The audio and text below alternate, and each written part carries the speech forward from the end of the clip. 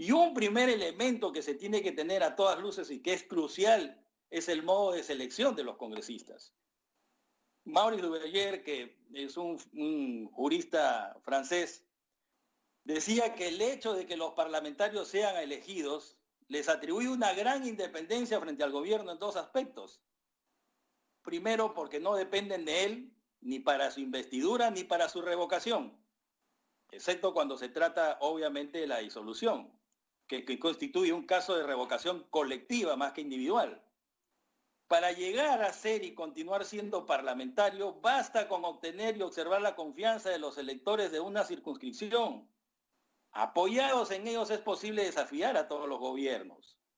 En segundo lugar, la elección atribuye a los parlamentarios un gran prestigio en un régimen político basado en la soberanía del pueblo. Cuanto más directa es la representación, más válidamente es el representante el que puede pretender encarnar la voluntad de los ciudadanos.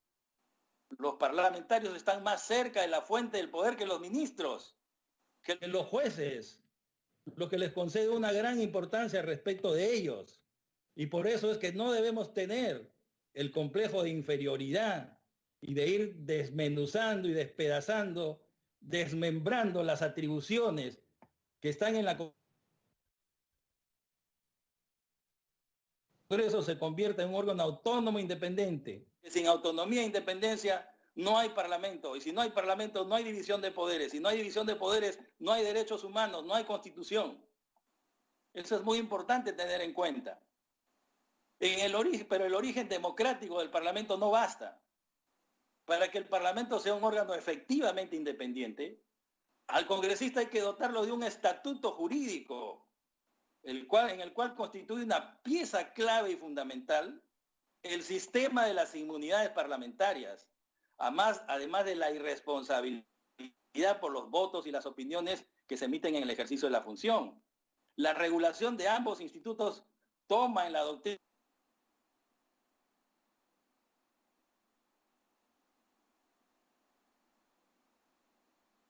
porque somos un órgano representativo con función legislativa, con función de crear derecho, con función de fiscalizar, con función de decir a los ministros que vengan y vienen. Entonces, pues, no se trata de privilegios personales en beneficio del congresista, sino de una garantía de la independencia del Parlamento con la consecuencia de que no están a disposición del elegido ni le son renunciables. La misma Constitución señala que pueden expedirse leyes especiales porque así lo exige la naturaleza de las cosas, pero no por razón de la diferencia en las personas. De ahí que creo que las prerrogativas parlamentarias, entre ellas la inmunidad de arresto, que no debe confundirse con el antejuicio político, como he escuchado aquí a algunos congresistas, tiene como finalidad salvaguardar el contrapeso entre el Parlamento y el Ejecutivo y sirve de valla frente a los condicionamientos que pudiesen provenir de cualquier otro poder del Estado, no solo el Poder Ejecutivo. Y podríamos hablar desde un punto de vista sociológico también frente a los grupos de presión, como son las organizaciones no gubernamentales y el poder mediático. De manera que quería dar a conocer estos puntos de vista, señor presidente, para que los parlamentarios tengan en cuenta la relevancia de llevar adelante la reforma de la inmunidad parlamentaria. Y quiero decirle algo, cuando fui candidato, cuando me preguntaban, ¿usted está a favor de que se elimine la inmunidad parlamentaria? Yo le decía, no estoy a favor de que se elimine la inmunidad parlamentaria. Y sigo pensando que no se debe eliminar la inmunidad parlamentaria. Vayamos a una acotación. ¿Y por qué no se debe eliminar la inmunidad parlamentaria? Por las cosas que acabo de decir, por todo lo que acabo de decir. De manera que si partimos de la base de que porque el pueblo lo dice o porque el pueblo lo pide, vamos a desestructurar la democracia que se asienta sobre el principio de la división de poderes y que tiene al Parlamento como el eje sobre el cual gira la democracia, me parece que es un gran sinsentido. Y por eso es que yo pido, vayamos a una reforma de la inmunidad parlamentaria, sí, pero teniendo en cuenta las cosas que he dicho, porque no se trata de destruir la inmunidad parlamentaria, porque eso significa destruir el Parlamento, destruir la democracia y significa destruir la división de poderes. No nos dejemos engañar. Muchas gracias, señor presidente. Muchas gracias a usted por sus palabras, congresista, y su ponencia, congresista Carlos Mejía. Para terminar, tiene el uso de la palabra la congresista Leslie Lazo. Con toda simpatía, por favor, congresista Lazo, adelante. Gracias, señor presidente. Bueno, definitivamente, señor presidente, todos vamos a coincidir en esta comisión que la inmunidad parlamentaria, tal como está regulada en nuestra Constitución, ha devenido en impunidad y en desprestigio para el Congreso de la República, pues todos conocemos muchos capítulos vergonzosos respecto de este tema. También la percepción de la ciudadanía de manera mayoritaria es también negativa con relación a esta inmunidad. Entonces, señor presidente, es justificable que algo tenemos que hacer. Sin embargo, es responsabilidad del actual Congreso y de esta comisión proponer una reforma que sea capaz de armonizar entre una institución que garantice la labor parlamentaria de fiscalización, sin que ello implique blindaje, bajo la trillada frase que todos conocemos de Otorongo no come Otorongo, señor presidente. Hay que tener presente que conforme a nuestra Carta Magna, la función de fiscalizar es intrínseca a la congresal y que se ejecuta de manera permanente, pues no solo es una prerrogativa de la Comisión de Fiscalización, señor presidente, como muchos piensan, sino de cada uno de los 130 congresistas. Por lo tanto, es menester garantizar la función fiscalizadora, protegerla justamente de las grandes mafias que han demostrado toda su capacidad de controlar los órganos jurisdiccionales, los órganos de control y hasta los medios de comunicación. ¿Cómo podríamos nosotros como congresistas vertir nuestras opiniones en contra de los actos del Ejecutivo? Más aún en este contexto, ¿cómo podríamos vertir nuestros votos? ¿Cómo podríamos ejercer el equilibrio de poder? ¿Acaso creemos que lo podríamos hacer sin inmunidad? Pues no lo creo, señor presidente. Por ello, considero que es necesario identificar aquello que ha permitido la degeneración de una institución tan importante como es la inmunidad parlamentaria.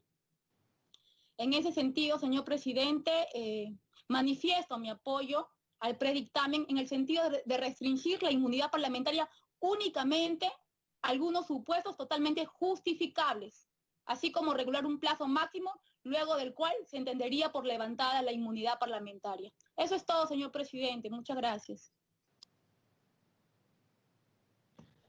Muy bien, muchísimas gracias. Terminado el debate, vamos a pasar un cuarto intermedio. Vamos a recoger las observaciones, posturas de todos los señores parlamentarios. El día de mañana vamos a recoger la exposición del congresista Daniel Urresti, representante de la bancada de Podemos Perú. Y la próxima semana traeremos un texto sustitutorio recogiendo todas las observaciones que el día de hoy ustedes han planteado, para poder ya dar el último debate y pasar a la votación, y se respetará la votación si es a favor o en contra. Esta presidencia, esta comisión no obliga absolutamente a nadie a votar en tal o cual sentido, así que la mayoría finalmente es la que manda.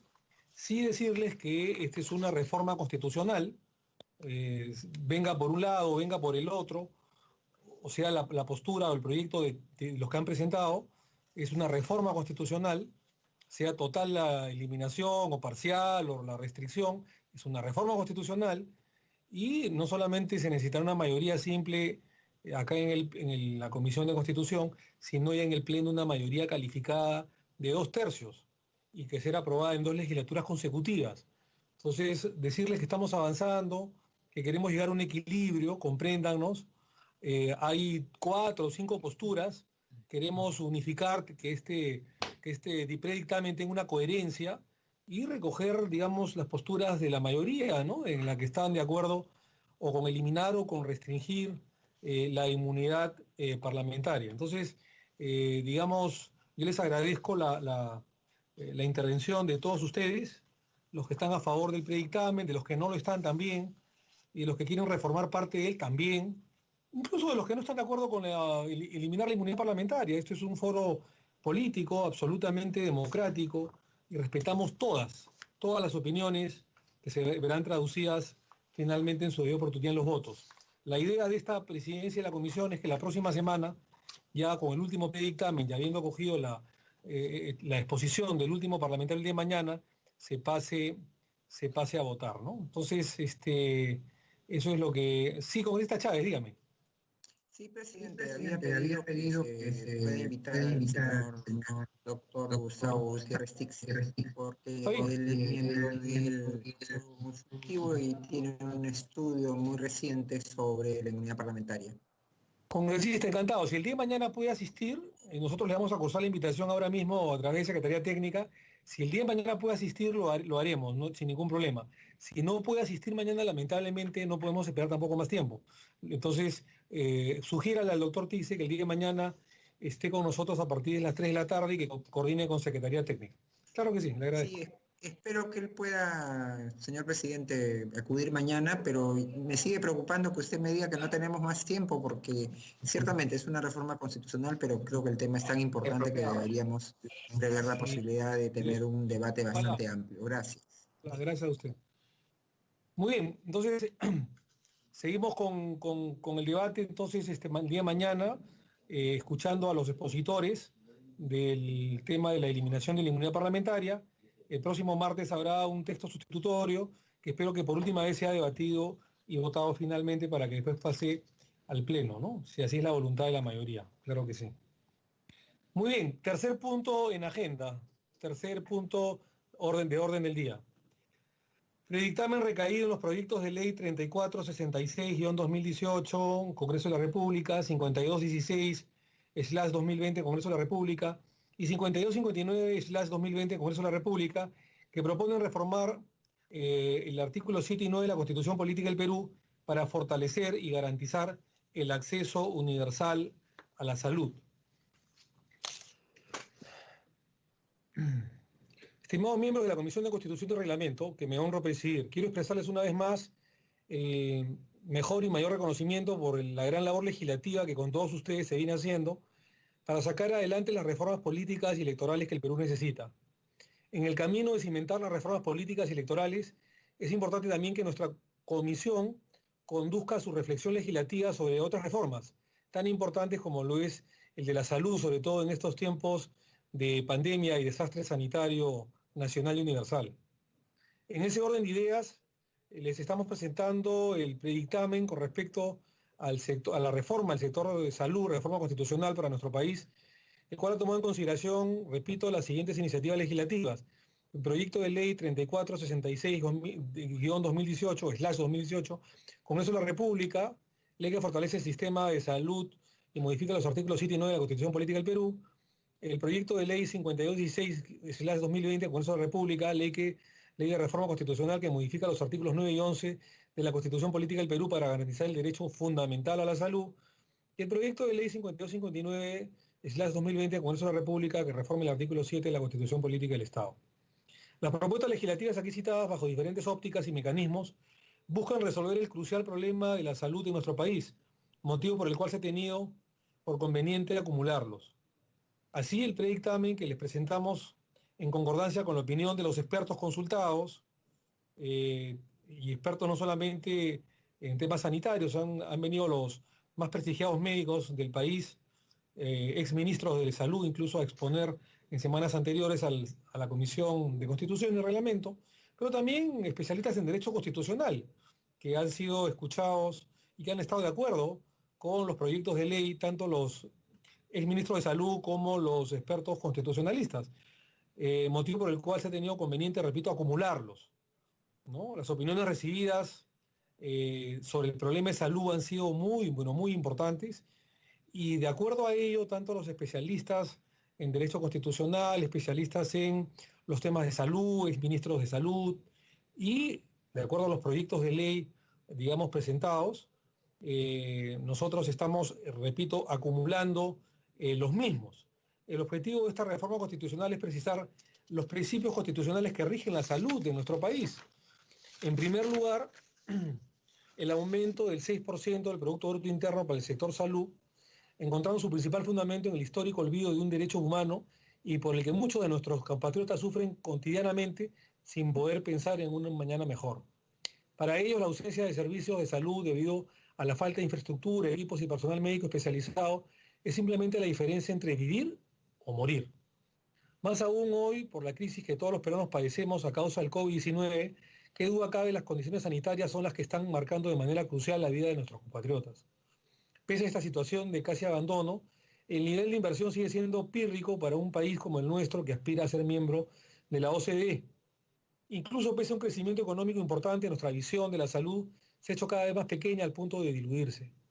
Lo comprobamos actualmente por la inversión histórica que ha tocado fondo en un ínfimo apenas 2.2% que el Estado destina del Producto Bruto Interno, 2.2 apenas al sector salud. Se hace imperativo entonces de hacer una realidad el derecho fundamental de la salud a través de una inversión que permita generar las condiciones para el desarrollo óptimo de nuestros compatriotas. Esta inversión toma en cuenta también el crecimiento poblacional que el Perú debe tener de cara al 2030. A mayor población, las necesidades en salud serán cada vez mayores, pudiendo incidir negativamente en el desarrollo de las fuerzas productivas de nuestro país. Actuemos entonces a la luz de la razón y la previsión, sobre todo la previsión. Prever es fundamental. En segundo lugar, es necesario que nuestras autoridades puedan actuar bajo responsabilidad y que la aprobación de los presupuestos tenga carácter prioritario en el examen de la cuenta general de la República que realiza el Congreso y el Parlamento, el pueblo del Parlamento.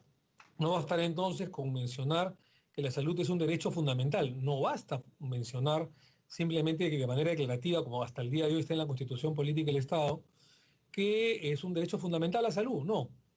Con nuestra participación, el derecho fundamental a la salud tendrá una consecuencia constitucional concreta ocupando el lugar y el tratamiento que le corresponde. Quisiera decirles que esta manera de legislar garantiza en la realidad la inversión en un derecho humano que todos consideramos fundamental. Este anhelo social fluye de las aspiraciones de la comunidad nacional e internacional. De ahí la necesidad de hacerla imperativa en tanto que mandato constitucional, el cual influirá las políticas públicas para la consecución de los objetivos del milenio, del tercer milenio. En tercer lugar, inútil sería que exista un derecho fundamental si es que no existe ninguna garantía que éste se cumpla, como tampoco podría concretizarse sin los valientes principios que la sustentan. De ahí que sea importante precisar su cumplimiento más allá del tiempo y las administraciones. Porque cambiarán muchas cosas, pero el derecho de salud seguirá siempre presente. Gracias a estos principios damos un paso en la concretización de los modelos abstractos que encontramos en la Constitución. Esto va en concordancia con el aguerrido principio el hecho subyace al derecho, el cual implica que la realidad social alimenta la modificación o la integración de nuevos conceptos o principios. En ese sentido, los proyectos de ley presentados tienen la realidad como mejor testigo. Si estamos aquí, apreciados amigos de la Comisión de Constitución y Reglamento, es para orar con la mayor responsabilidad y confianza puesta en nosotros por el pueblo peruano. Así el predictamen que hoy ponemos a su aprobación nos compromete a construir una visión previsora y humana de la salud, con servicios que satisfagan las necesidades de las personas a lo largo de su vida. El Perú y las generaciones a venir no solo agradecerán. Finalmente quiero concluir citando al sabio griego Herófilo de Kos, quien expresó: cuando la salud está ausente, la sabiduría no puede revelarse, el arte no se manifiesta, la fuerza no lucha, el bienestar es inútil y la inteligencia no tiene aplicación. Así, la reforma de los dos artículos, tomando en cuenta las exposiciones de los ilustres, en concordancia con las exposiciones de los ilustres constitucionalistas que han venido acá, y los miembros del sector salud, exministros de salud, en concordancia con ello y en concordancia con los predictámenes propuestos y la coyuntura fatal en sanidad que vive el país, será la siguiente. Ley de reforma constitucional que garantiza el adecuado financiamiento de la salud pública. Artículo único, modificación de los artículos 7 y 9 de la Constitución Política del Estado. Modifíquese los artículos 7 y 9 de la Constitución Política del Perú en los siguientes términos. Artículo 7. Derecho a la salud, protección al discapacitado. Todos tienen derecho a la población todos tienen derecho a la protección de su salud, la del medio familiar y de la comunidad, así como el deber de contribuir a su promoción y defensa. La persona incapacitada para velar por sí misma a causa de una deficiencia físico-mental tiene derecho al respeto de su dignidad y a un régimen legal de protección, atención, readaptación y seguridad. Hasta ahí todo igual. El agregado, la modificación es la siguiente. Por ser un derecho un humano fundamental y en armonía con el equilibrio presupuestario, el Estado destina anualmente para el sector salud no menos del 6% del Producto Bruto Interno, bajo responsabilidad. Su aprobación tiene carácter prioritario en el examen de la Cuenta General de la República que realiza el Congreso. Artículo 2. Modifíquese el artículo 9 de la Constitución Política del Perú en los siguientes términos. Política Nacional de Salud, artículo 9. Artículo 9 de la Constitución Política del Perú. El Estado determina la política nacional de salud. El Poder Ejecutivo norma y supervisa su aplicación. Es responsable de diseñarla y conducirla en forma plural y descentralizadora para facilitar y garantizar a todos el acceso equitativo a los servicios de salud. Digamos, lo que se está agregando, según uno de los proyectos de ley, es después de facilitar la palabra garantizar a todos el acceso equitativo a los servicios de salud. Muchos dirán de que al principio era unos proyectos que no necesariamente podían ser aplicados, que podrían ser desobedecidos. Y así estaban los proyectos de ley. Sin embargo, con las discusiones que ha habido, escuchando a los señores parlamentarios y a los señores exministros de salud, 3 que se presentaron hace un par de semanas en esta Comisión de Constitución y Reglamento en la respectiva sesión, y sobre todo a los especialistas en Derecho Constitucional, se ha mejorado el texto en cuanto a bajo responsabilidad y examinando el presupuesto general de la República para que esta inversión que se haría del 2.3 o 2.5 que apenas se destina al sector salud por parte del Estado y se multiplique a 6% del Producto Bruto Interno, sea cumplido por las autoridades, por los gobernantes, bajo responsabilidad y bajo la atenta supervisión del propio Congreso de la República. Así que este es un proyecto de ley de reforma constitucional. A mí me alegra, digamos, presentarlo, no solamente como presidente de comisión, sino también como uno de los proyectantes, no el único, pero sí uno de ellos. Y claro, esto tendrá que pasar por el respectivo debate antes de su votación. Así que pongo al debate el predictamen sobre reforma constitucional sobre el sector salud, artículos 7 y 9 de la Carta Fundamental. Muchas gracias.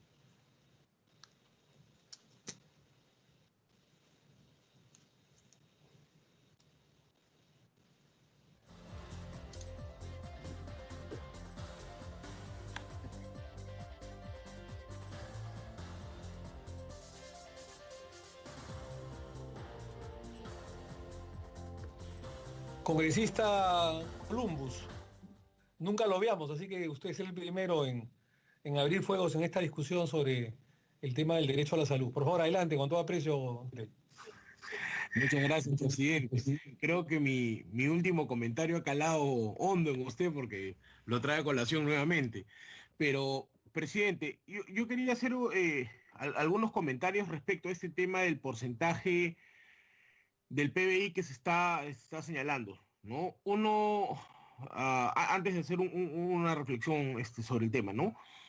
Cuando hablamos de que se va a destinar un porcentaje no menor al 6% del Producto Bruto Interno, ¿no? Yo sugeriría en todo caso que a través de los técnicos de la comisión vayan analizando quizá un desagregado un poco más fino, y me refiero al detalle de ese 6%, porque decir que simplemente se le va a dar al sector salud 6% sin especificar para qué va a ser ese gasto, podría, por ejemplo, ser utilizado pues para planillas, gasto corriente, y la intención es de que, entiendo yo lo que leí en el dictamen o en el predictamen, es que se fortalezca pues las deficiencias o la gran brecha de infraestructura, por ejemplo, que hay en el sector salud, y eso es gasto de inversión, ¿no? En el tema de planillas, bueno, yo lo entiendo, pues ya incluso en el pleno salud, ¿no? Hemos aprobado algunas medidas con la oposición férrea de algunos miembros de la Comisión de Constitución,